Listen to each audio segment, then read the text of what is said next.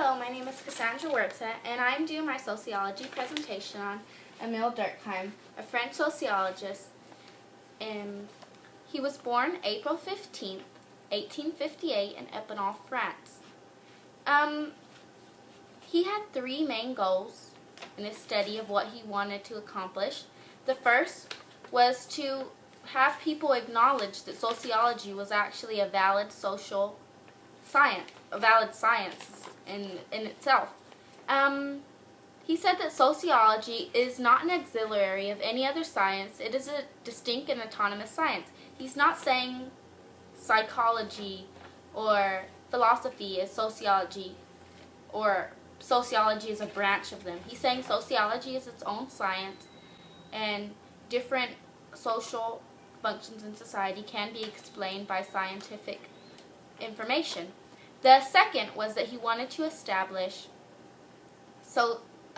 sociology as an academic discipline since it wasn't in France at the time. And the third was that he wanted to explain and explore the practical implications of scientific knowledge and how it relates to society and the culture and different things of that nature. Durkheim was influenced by the ideas of rationalism, anti-utilitarianism. He touched on the scientific study of morality and people's ideas and beliefs in society, the idea of secular education, and the idea of sociological positivism established by Auguste Comte, which was like the father of sociology in Germany, and social realism.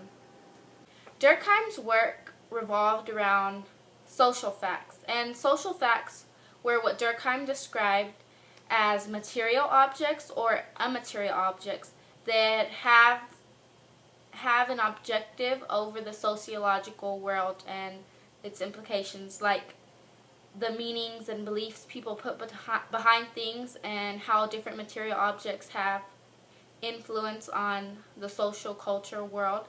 He was interested in how sociology was created and how sociology and culture stayed together, how society stayed together by norms and beliefs. He believed that collective consciousness held society together and the evolution of society went from mechanical solidarity to organic solidarity. Mechanical solidarity was basically based on, it didn't have a strong dependence on how things work together in the world.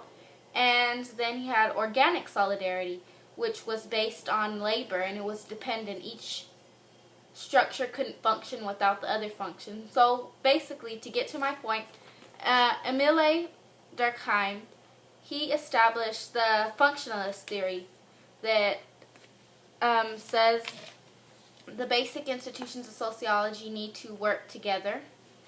And now about Durkheim's life. He was born in Epinal, as I already said, on April 15th, 1858. He was raised in a devoutly Jewish family, and his father and his grandfather and his great-grandfather were all rabbis. And instead of taking the Jewish path or whatever like his family did before him, he drew himself from the Jewish schools. And what I found really surprising was that even though he came from this Jewish background, a lot of his focus on what he studied came from the controversial idea that religion could be explained by social means and not by divine ideas. A lot of people didn't agree with him because of that, but also another thing that I found surprising that connects to that is that even though he believed that, a lot of the people that he taught and a lot of his supporters were Jewish people that followed what Durkheim thought. So then in 1879, Durkheim entered the ENS, which was where other brilliant 19th century students studied, and he didn't start to develop a liking for sociology until his reading of Auguste Comte and Herbert Spencer. That's where his liking to sociology framed. And because French society and the French education system didn't teach sociology as a study. He went and taught philosophy for 5 years after he graduated. He graduated second to last from his class. So he started teaching philosophy after he graduated in 1882 for about 5 years. Somewhere in between that, 1885, he left to Germany where he started to study sociology. In Germany, he published many books many articles on philosophy and social science and its implications. While in Germany, he actually gained a recognition in France, and after he had been studying for a while, he was invited in 1887, just 2 years later, to teach at the University of Bordeaux in France, and he taught the university's first social science course.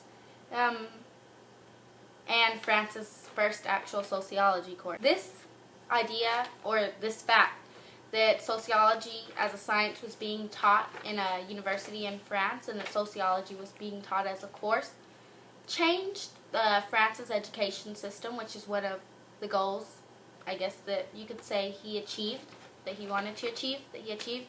But even though he was renowned and he was getting recognition in France, a lot of people still didn't really like him, a lot of his critics, because of his explanation or his idea that religion could be explained by social interaction rather than divine measures.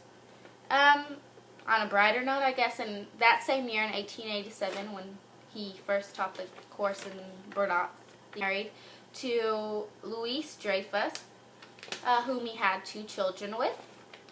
And as I said before, he published a lot of different books, a lot of different articles while in Germany. While in France, he also published a lot of different books and journals. In 1892, he published the Division of Labor and Society. In 1892, In 1895, he published The Rules of the Sociological Method. In 1897, he published Suicide, which was a study on the suicides by Catholic and Protestant individuals. And then in 1898, he founded Sociology, which was the first French socialist article or new science journal, actually. In 1902, which was 4 years later, he became the chair of education at Sorbonne. He had actually tried to do this before, but because they didn't really wholeheartedly accept sociology as a course or a science, he wasn't given the position. And then 4 years later, in 1906, he became the professor of science and education at Sorbonne. And then, 7 years later, in 1913, he became the chair of education and sociology. This marked France's pretty much total acceptance of sociology as a science, and it changed the education system once more. And because of his teaching and because he was able to teach sociology in French schools, he influenced a large new generation of teachers, since many of his students were teachers. Many of the people that attended secondary school or universities were teachers who were looking to gain more knowledge.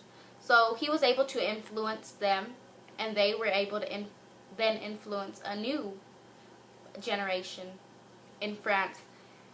And then he also, in between there, published The Elementary Forms of Religious Life, which was his last major work. He had other articles and different stuff, but that was his last published book.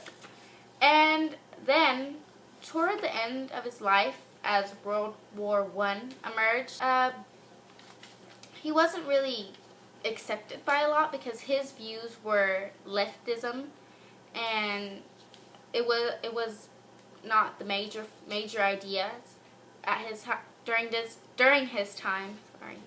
And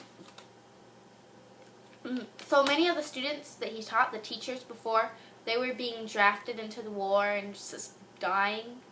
and so they weren't having any influence on teachers. This kind of saddened Durkheim to know that a lot of the work and the teaching that he'd done was kind of just a little bit kind of for naught, because they were his students, the people that he influenced. They were supposed to influence the future generations in France, were being drafted off to a war and just dying there.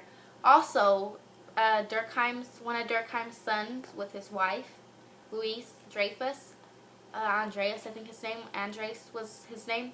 He was drafted into the war, and he actually died in 1915.